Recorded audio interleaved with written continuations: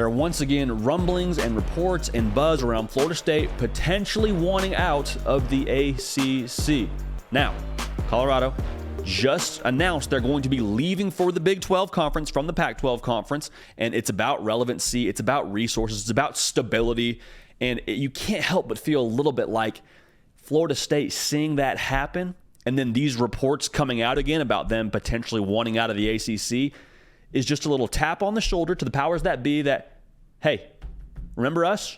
Remember us talking about it being impossible to compete long-term under the current way that this whole dollars and cents thing's working out in the ACC and how much we're getting? You see Colorado leave for the Big 12 conference from the Pac-12 conference? That could be us unless something here changes quick, fast, and in a hurry. To be real, I don't know if anything can change quick, fast, and in a hurry, and we'll talk about that here in a second. But remember, Michael Alford, Florida State AD, said it is impossible long-term for Florida State to compete or things to stay the way they are, rather, and compete how Florida State wants to compete, I'm paraphrasing, with the current revenue sharing model they have in the ACC.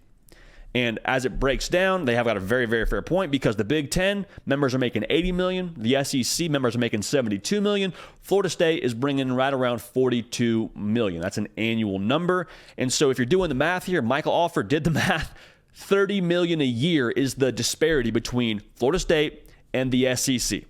Okay, so the issue here for Florida State is that they expect to compete with the SEC long term. When that college football playoff expands, I guarantee it that Florida State will see multiple SEC teams when they get to the college football playoff.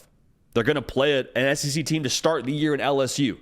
And this is not about a one-year thing. Like it's not saying Florida State can't compete for a national title in the year of 2023 or in the year of 2025 or whatever it ends up being. It's not about a one-year deal. It's about sustained success. And to have sustained success, you feel more confident in your chances to have sustained success when they have the right resources, when you have the resources to match up with the Big Ten and the SEC. So Florida State, to recap it a little bit here, is saying, we bring in a really big piece of the pie for the ACC, and the piece of pie that we take away from this deal is not nearly enough. Not nearly enough based on how much we're bringing in here, okay? Something's not adding up. The math ain't working out here, and it's fair to say for Florida State.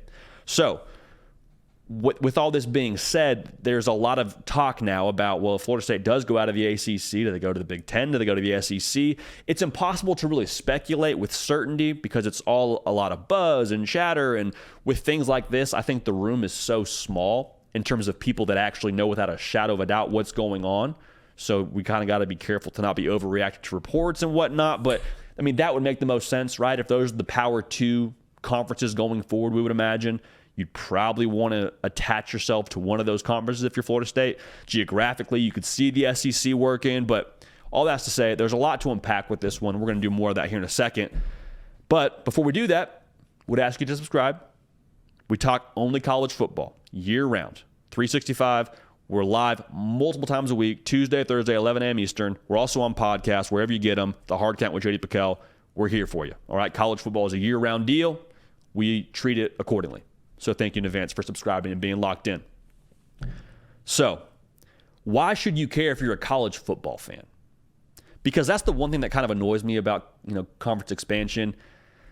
I mean, I understand it impacts Saturdays, and I understand that it messes with the way that things are going to be in the future and all that, and I understand it's important, but it's not about college football, right? We're not talking about coaches. We're not talking about the starting quarterback for your favorite team. This is suits and ties. This is law school degrees. This is MBA guys. It's all that.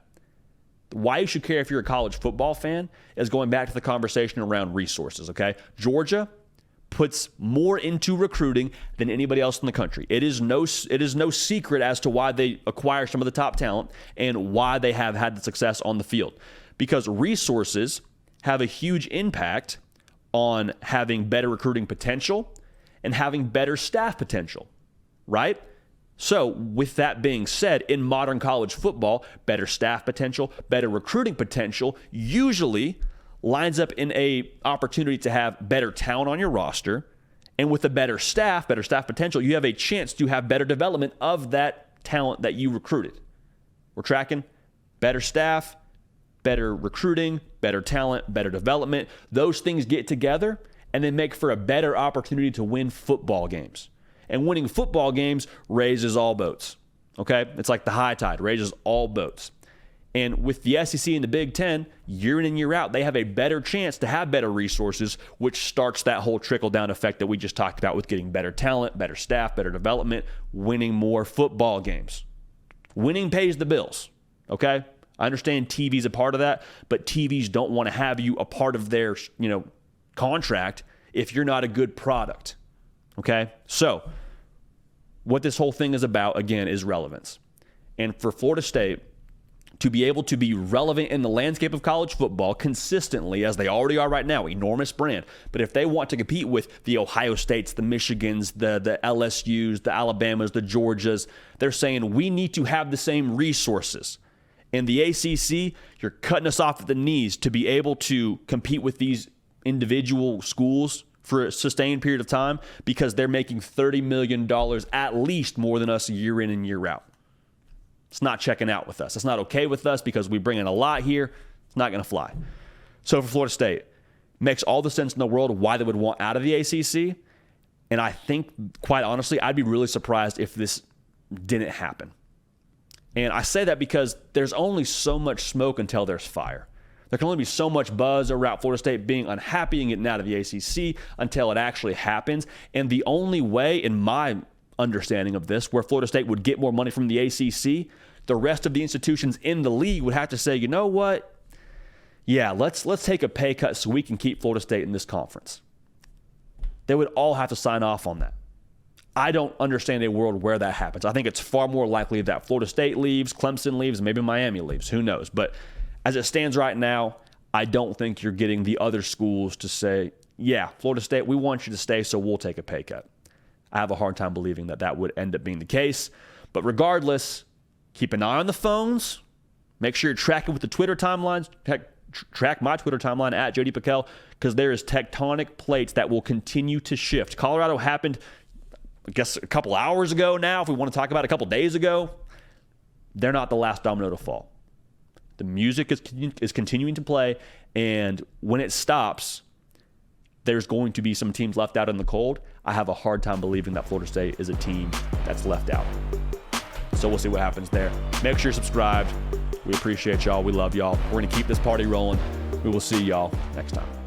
Hey, y'all. Thanks so much for watching. Subscribe to the channel here to make sure you don't miss an episode of The Hard Count. Also, be sure to check out other videos on the On3 YouTube channel.